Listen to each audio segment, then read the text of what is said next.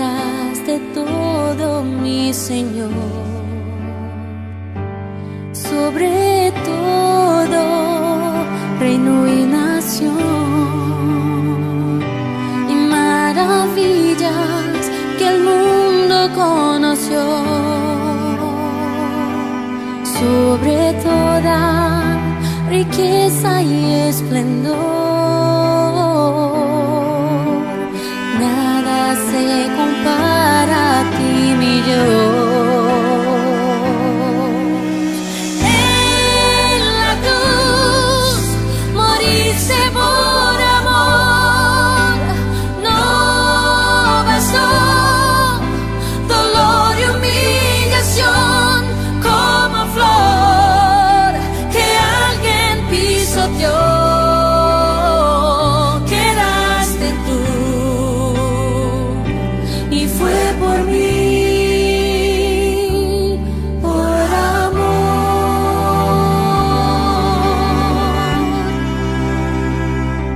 Sobre todo poder y rey, sobre toda humanidad y ley, sobre todo lo creado por tu mano, tú inventaste todo, mi Señor. Sobre todo, reino y nación, y maravillas que el mundo conoció. Sobre toda riqueza y esplendor, nada se compara a ti, mi Dios. En la cruz moriste por amor, no bastó dolor y humillación como flor que alguien pisoteó. Quedaste tú y fue por mí, por amor.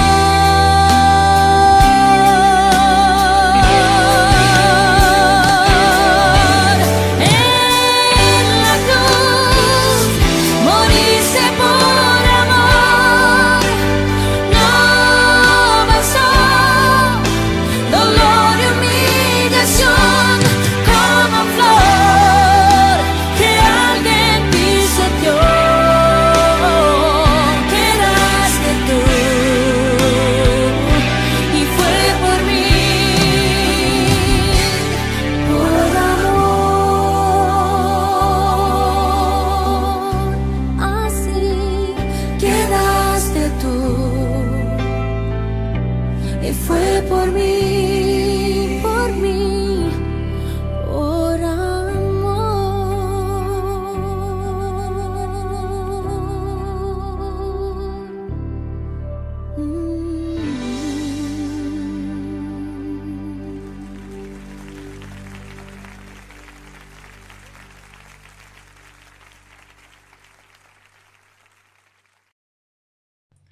Hola queridos hermanos, vamos a seguir con nuestro estudio tan apasionante del libro de Éxodo, con tantos detalles que nos hablan de la persona maravillosa de nuestro Señor Jesucristo.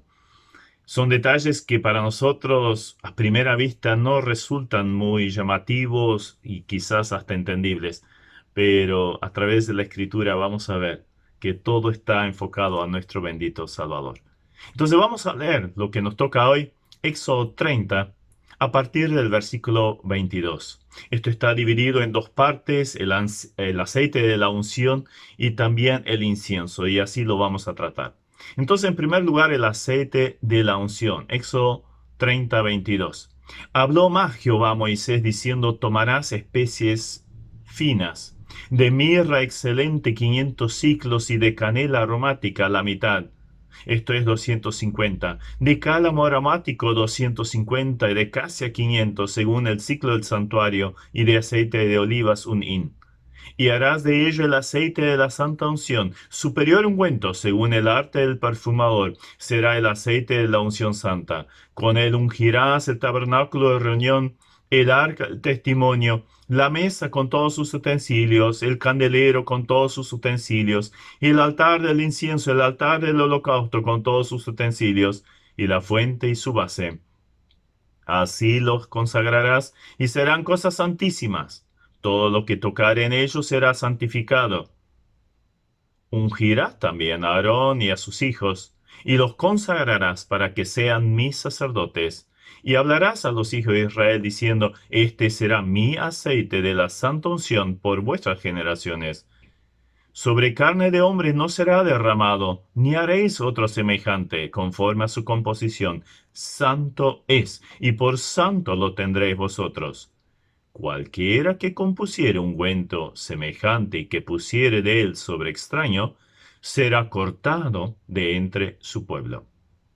Entonces, en primer lugar, en cuanto a este aceite, vamos a ver un poquito la composición. Acá realmente tenemos una receta dada por Dios para hacer una especie de ungüento, un aceite especial. El primer ingrediente era la mirra. La mirra se obtenía de la resina del árbol de la mirra. Se hacía una incisión de la cual exudaba unas gotas resinosas de color amarillo que luego al secarse tomaba una forma media pardo rojiza. Se utilizaba muchísimo para perfumes, para incienso, ungüentos, medicinas, diluir la tinta del papiro, anestésicos. Se mezclaba con vino para bajar el dolor en condenados a muerte o gente que estaba con una situación de dolor muy alta. La cantidad que tenían que tener de esto era 500 ciclos, eso correspondía más o menos a 5,7 kilos. El siguiente ingrediente era la canela aromática, que viene del árbol de la canela, donde se tomaba la corteza de las ramas, y de esto era la mitad, o sea, 2,85 kilos. También el tercer ingrediente era el cálamo, de la misma cantidad, 2,85 kilos, y era una planta perenne originaria de Asia, y su tallo, que es subterráneo, posee una numerosa cantidad de raíces como una cabellera, y que luego cuando estas raíces eran secadas y molidas, entonces se extraía un óleo muy, muy especial que se usaba justamente en la perfumería. La planta es parecida, o hojas parecidas a los juncos, y también se utilizaba como anestésico. El cuarto ingrediente era la acacia, que se obtenía de las flores disecadas del árbol de la canela, y de esto también requería 5,7 kilos. Y luego se le añadía todo eh, eh, aceite de olivas, la cantidad de 3,67 litros. Entonces todo esto junto, mezclado, triturado y mezclado, producía entonces alrededor de 21 kilos de ungüento. Ahora, ¿cuál era la función de este aceite? Este aceite sería llamado santa unción. Así aparece 3 veces en nuestro pasaje, y esto de santo aparece 8 veces, mostrando la trascendencia de esto. ¿Para qué servía? Para ungir todos los elementos del tabernáculo, todos los utensilios que se utilizaban allí, para dedicarlo a Dios. A su vez también se ungían con este ungüento a los sacerdotes, como aparece en Éxodo 29:7. Y de esta manera serían ungidos para su ministerio, o sea, podían empezar su ministerio. Una descripción de este evento la encontramos en el Salmo 133 de una forma muy poética. Allí David dice, mirad cuán bueno y cuán delicioso es habitar los hermanos juntos en armonía. Es como el buen óleo sobre la cabeza, el cual desciende sobre la barba de Aarón, y baja al borde de sus vestiduras. Muy lindo y simbólico todo esto, ¿no? Así se ungía. Se ponía el ungüento sobre la cabeza y bueno, iba descendiendo hasta el borde de las vestiduras. Pero también vemos allí una amonestación respecto a este aceite o ungüento. En este pasaje se muestra claramente que esto jamás se podría utilizar para fines propios, propio placer o disfrute. Esto estaba consagrado a Dios y a su obra. Solo allí se podía utilizar bajo pena de muerte. Ahora bien, ¿cómo aplicamos esto para nosotros? ¿Qué enseñanza tendrá para nosotros? Ya en el Salmo 45, un salmo mesiánico, David describe al Mesías glorioso reinando con un perfume exquisito. Has amado la justicia y aborrecido la maldad. Por tanto te ungió Dios, el Dios tuyo, con óleo de alegría, más que a tus compañeros. Mirra, alio, casia, exhalan todos tus vestidos. Desde palacio de marfil te recrean. Ya sabemos que cada parte del tabernáculo entonces nos habla del Señor Jesucristo. Entonces simplemente nos tenemos que recordar lo que significa el nombre de Cristo. Cristo viene de Mesías. Mesías es hebreo, Cristo es griego, es una traducción. ¿Pero qué significan ambas palabras? Ungido. Y ahí lo vemos, el ungido de Dios. Aparece en Juan 1:41, 4:25. Y el Señor mismo, al comienzo de su ministerio, toma el rollo de Isaías y empieza a leer y atribuye las palabras del profeta a sí mismo. Por ejemplo, en Lucas 4:18, el Espíritu del Señor está sobre mí por cuanto me ha ungido para dar buenas nuevas a los pobres, me ha enviado a sanar a los quebrantados de corazón, a pregonar libertad a los cautivos, vista a los ciegos, a poner en libertad a los oprimidos, a predicar el año agradable al Señor. O sea, yo soy el ungido, dijo Jesús al empezar su ministerio. En el Antiguo Testamento eran ungidos para sus ministerios los reyes, los sacerdotes y los profetas. Y el único que reúne esos tres ministerios es el Señor Jesucristo. En el Antiguo Testamento encontramos, por ejemplo, a David, que tenía dos de esos ministerios, pero nunca alguien en el Antiguo Testamento llegó a ocupar los tres ministerios. Esto solo lo hace el Señor Jesucristo. Ahora, la unción significaba un nombramiento para un oficio sagrado. También establecimiento de una relación sagrada con Dios, con todo el respeto que esto conllevaba. Recuerdan que David cuando tenía la posibilidad de matar a Saúl, que había sido ungido por el Señor, o por Samuel, en nombre del Señor, dijo, no voy a tocar al ungido de Dios. O sea, había un respeto muy grande respecto a los ungidos. También una comunicación de Espíritu Santo también formaba parte de esa unción. Ahora, Cristo fue el ungido desde el vientre de la madre porque fue concebido por el Espíritu Santo. El descenso del Espíritu sobre él en el momento del bautismo en forma de paloma era la forma de demostrar esta realidad en forma visible. Ahora está listo para ejercer su ministerio público. Y eso fue anticipado a Juan el Bautista por Dios mismo. Dice allí en Juan 1:33, sobre quien veas descender el Espíritu y que permanece sobre él, ese es el que bautiza con el Espíritu Santo. Y yo le vi y he dado testimonio de que este es el Hijo de Dios. Entonces, se le fue anticipado a Juan el Bautista quién habría de ser el ungido. Y él así lo reconoció, después lo señala, he aquí el Cordero de Dios que quita el pecado del mundo. Cuando Pedro predica el Evangelio en la casa de Cornelio, ¿cómo lo presenta al Señor Jesucristo?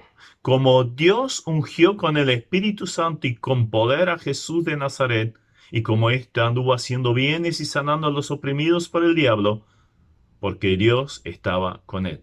Lo presenta como el ungido. Por lo tanto, todas las gracias del Espíritu Santo se concentraron en la persona del Señor.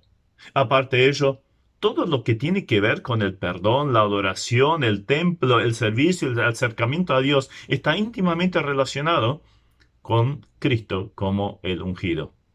Ahora, cuando pensamos en el concepto de la unción, somos llevados también a meditar en el Espíritu Santo y su obra.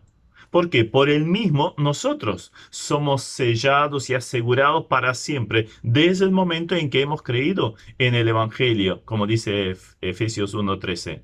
Cuando estamos asociados con Cristo, el ungido por excelencia, entonces también tenemos la plenitud de la presencia del Espíritu Santo en nuestra vida.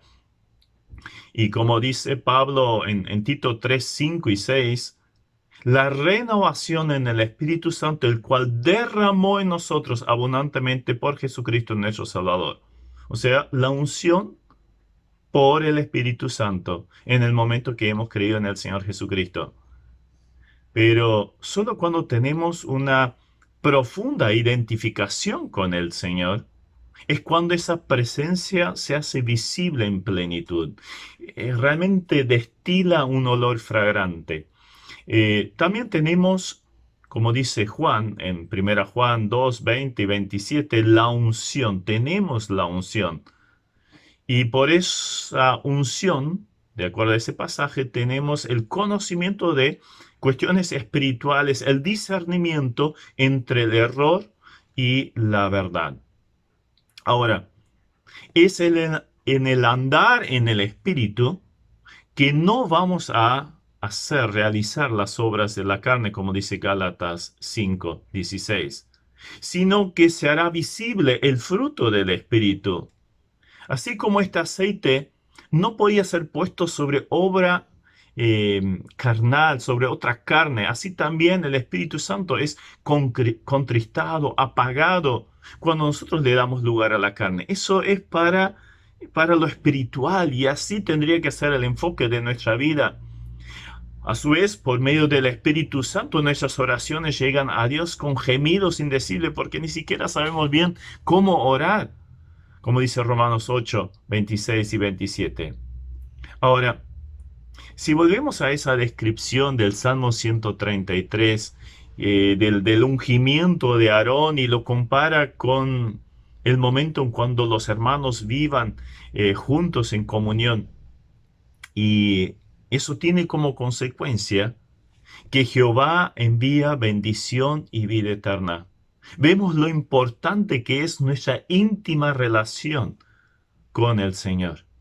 Entonces también puede haber una relación horizontal hacia el prójimo adecuada. ¿Nos damos cuenta lo importante que es esa unción?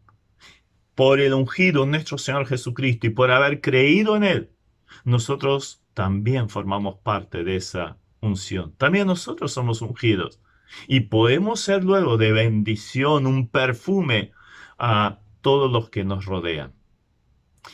Y hablando de perfume, llegamos a la segunda parte de nuestro pasaje. Allí en Éxodo capítulo 30, seguimos leyendo en el versículo 34 acerca del incienso. Dijo además Jehová a Moisés: toma especies aromáticas, estacte y uña aromática y gálbano aromático e incienso puro, de todo en igual peso, y harás de ello el incienso un perfume según el arte del perfumador, bien mezclado, puro y santo, y molerás parte de él en polvo fino, y lo pondrás delante del testimonio en el tabernáculo de reunión, donde yo me mostraré a ti. Os será cosa santísima, como este incienso que harás. No os haréis otro según su composición. Te será cosa sagrada para Jehová. Cualquiera que hiciere otro como este para olerlo, será cortado de entre su pueblo. Vamos otra vez a la composición del incienso. Otra vez tenemos una receta divina. El estacte. Tradicionalmente se ha venido considerando como una resina vegetal olorosa, probablemente tomada de la madera del árbol del bálsamo, como lo dice un rabino. La uña aromática era el caparazón de un molusco que existe mucho en el Mar Rojo y que tiene forma de uña y despide un olor precioso, muy rico cuando es quemado. El gálbano aromático es una resina de aroma muy fuerte que se obtenía del tallo de una planta pariente al perejil, que crece en las áridas colinas de Irán. El incienso puro era resina originaria que salía como lágrimas de transparentes, blancuzcas o amarillentas del árbol llamado Boswellia carteri, de zonas cercanas a donde Israel había estado, en Arabia, en Somalia. Se dice que el incienso hembra se obtiene lastimando la corteza del árbol. En cambio, el incienso macho se destila solo y es el más puro. De acuerdo a los mejores manuscritos de este pasaje, esta mezcla también incluía la sal. Ahora, otra vez nos vamos a preguntar, ¿para qué servía, para qué se utilizaba ese perfume, ese incienso? Al final, la mezcla de todos esos ingredientes se llamaba incienso, aunque uno de sus ingredientes era justamente el incienso. Entonces era un perfume. Estos ingredientes eran pulverizados absolutamente y luego puestos sobre brasas que habían sido tomadas allí del atrio del altar del holocausto y llevados sobre el altar de oro, el altar de incienso que estaba frente al lugar santísimo, frente a esa cortina que separaba el lugar santo del lugar santísimo. Allí tenía que llevar 2 puños llenos de incienso y lo ponía sobre esos carbones encendidos y estos al quemarse difundían un olor que llenaba todo ese lugar. En el Salmo 141.2 tenemos un paralelo otra vez a esto, una explicación. Dice, suba mi oración delante de ti como el incienso, el don de mis manos como la ofrenda de la tarde. El incienso también se añadía a la ofrenda de cereales que era quemada, convirtiéndose así en olor grato a Jehová. También era puesta sobre los panes de la proposición allí en el tabernáculo. Los panes eran comidos por los sacerdotes, pero el incienso era quemado en el lugar de esos panes, otra vez como una ofrenda encendida a Jehová. Por lo tanto, el incienso básicamente es un símbolo de la oración. Esta se hacía de mañana y al atardecer, allí frente al lugar santísimo. En tercer lugar, también vemos otra vez la amonestación respecto al uso indebido del incienso. Si alguien del pueblo se hacía un perfume con estas proporciones, para olerlo personalmente, para su deleite personal, tendría que morir. Y esto también sucedía si alguien traía un perfume diferente y lo quería ofrecer allí en el lugar santo sobre el altar de oro, el altar de incienso. En Levítico 10 leemos una terrible historia donde justamente poco tiempo después, 2 hijos de Aarón hicieron esto. Y miren las consecuencias. Allí dicen en el versículo 1 de Levítico 10, Nadab y Abiú, hijos de Aarón, tomaron cada uno su incensario y pusieron en ello fuego, sobre el cual pusieron incienso y ofrecieron delante de Jehová fuego extraño, que él nunca les mandó. Y salió fuego de delante de Jehová y los quemó y murieron delante de Jehová. Terrible, ¿verdad? Ese perfume era sagrado, separado, destinado únicamente para Dios y tenía que traerse de la forma como Dios quería. Si no se guardaba esto, se las tenían que ver con Dios mismo y acá tenemos un ejemplo terrible de esa realidad. Ahora bien, ¿cómo aplicamos estos detalles a nuestra vida? ¿Qué enseñanza podemos sacar? Obviamente, lo primero que tenemos que resaltar es la persona de nuestro Señor Jesucristo. No hay otro que pueda haber transmitido, exhalado un perfume superior en su vida a través de sus palabras y su obra que el Señor. Si pensamos en esos ingredientes que tuvieron que ser molidos finamente y que luego al ser molidos y quemados, tomando de las brasas encendidas del altar del holocausto, llevado allí frente al lugar santísimo, entonces, ¿qué podemos pensar? Y a mí inmediatamente me vino a la mente el pasaje de Isaías 53, 3 al 5. Despreciado y desechado entre los hombres, varón de dolores, experimentado en quebranto, y como que escondimos de él el rostro, fue menospreciado y no lo estimamos. Ciertamente llevó él nuestras enfermedades y sufrió nuestros dolores, y nosotros le tuvimos por azotado, por herido de Dios y abatido. Mas él herido fue por nuestras rebeliones, molido por nuestros pecados. El castigo de nuestra paz fue sobre él, y por su llaga fuimos nosotros curados. Ahí vemos esos ingredientes que fueron molidos para luego exhalar un perfume maravilloso. Cristina Jamarle, nuestra querida hermana, escribió un libro sobre diferentes plantas y escribe acerca del incienso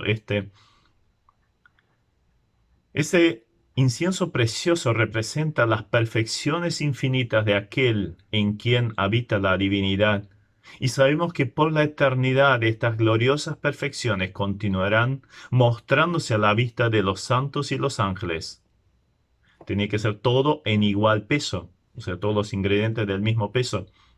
Cada aspecto de pureza moral halló en Jesús su verdadero lugar y su justa proporción. El significado de esta expresión pulverizar es profundo. Nos enseña que cada pequeño movimiento en la vida de Cristo, cada una de las menores circunstancias, cada acción, cada mirada, cada palabra, cada rasgo, esparce un perfume en proporción igual peso, a todas las gracias divinas que forman su carácter. Cuanto más molido estaba el incienso, tanto mejor se manifestaba su preciosa y sin igual composición. Nos podemos imaginar el sumo sacerdote entrando allí al lugar santo, los puños llenos de este incienso, ofreciéndolo sobre el altar de oro. Estaba presentando la adoración a Dios. Pues bien, fue Jesús, el sumo sacerdote, por excelencia, quien le trajo la adoración al Padre, a través de sus palabras, a través de sus hechos, así como habíamos visto en la vestidura del sumo sacerdote campanitas y granadas, campanita, granada, campanita, granada. Parejo, de la misma medida, mismo peso, igual. Bueno, ahora estaba en la presencia de Dios y adora. Cumplió así en el Señor Jesucristo. Se cumplieron las palabras del Salmo mesiánico también, Salmo 22:22. Anunciaré tu nombre a mis hermanos, en medio de la congregación te alabaré. Lo cual es citado luego en Hebreos 2:12 como una clara alusión a Jesucristo. Fue incienso lo que los sabios que habían venido de Oriente trajeron y regalaron a Jesús. Habían venido a adorar al recién nacido rey. Adoración y ese regalo de incienso. ¡Qué ejemplo de sacrificio de adoración! Pero cuando pensamos en un perfume, también viene a nuestra mente el perfume que había traído esa mujer pecadora que empezó a ungir los pies del Señor Jesucristo cuando él estaba sentado a la mesa en la casa de uno llamado Simón. Y estos, los que lo veían, cuestionaron el ministerio profético del Señor. Si este es profeta, tendría que darse cuenta que esta es una mujer pecadora. Entonces el Señor le contesta en Lucas 7:46, no ungiste mi cabeza con aceite, mas esta ha ungido con perfume mis pies, por lo cual te digo que sus muchos pecados les son perdonados porque amó mucho, mas aquel a quien se le perdona poco, poco ama. Ya tenemos una linda aplicación ahí. Cuando nos damos cuenta de todo lo que es el perdón del Señor para nuestra vida, no puede haber otra actitud que profunda agradecimiento y adoración. Otro evento similar fue cuando María, la hermana de Lázaro y Marta, derramó ese perfume sobre el Señor. El valor de ese perfume era más o menos el salario básico de un año entero. Y viendo los discípulos esto dijeron, y sobre todo instigados por Judas, que tenía la plata y robaba, no, esto se lo podríamos haber vendido y dado la plata a los pobres. Jesús responde a algo increíble. Dejadla. ¿Por qué la molestáis? Buena obra me ha hecho. O sea, fue algo hecho al Señor Jesucristo.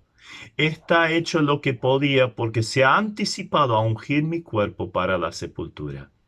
Entonces, ¿cómo vemos allí el perfume asociado con Jesucristo? En una adoración relacionada con su muerte. Entonces, la adoración, que es un reconocimiento de la persona y obra de nuestro Señor Jesucristo.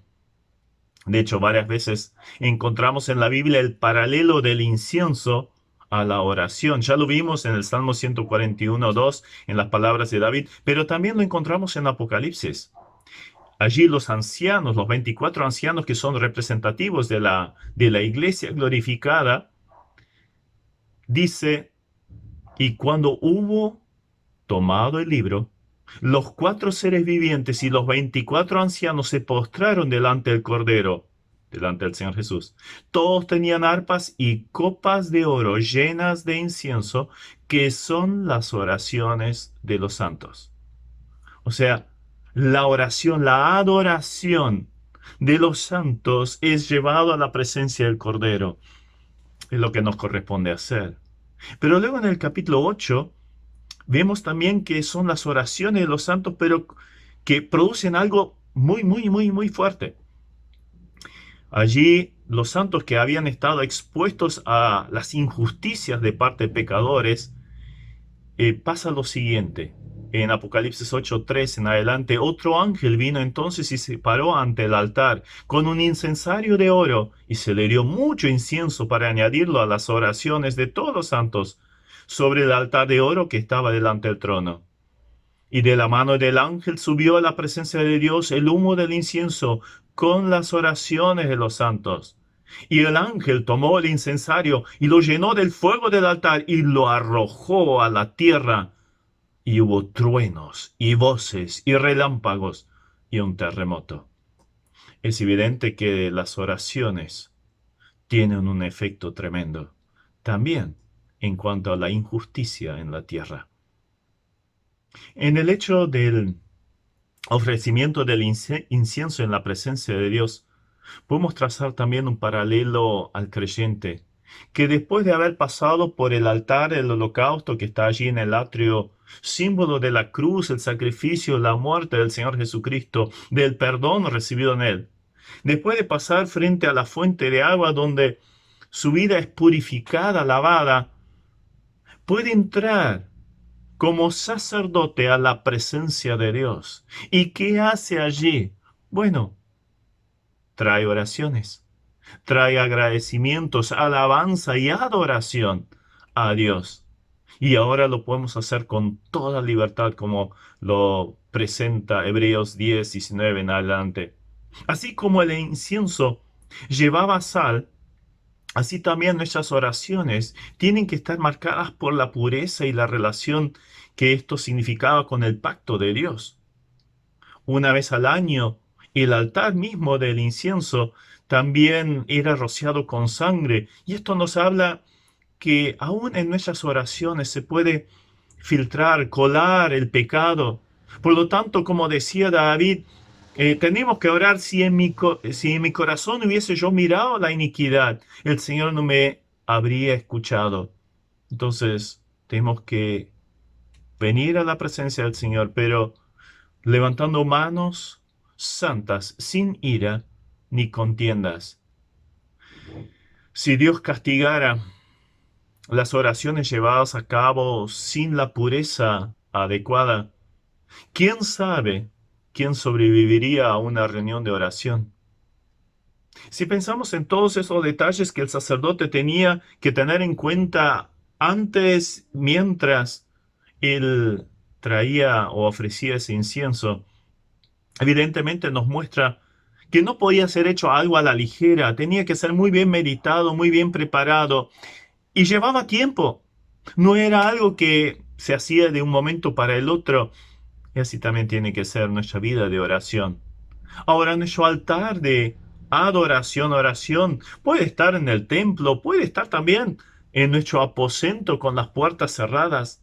No interesa dónde fuera, porque Dios busca en todo lugar los verdaderos adoradores que adorarán al Padre en espíritu y en verdad, porque tales adoradores busca el Padre, ¿no?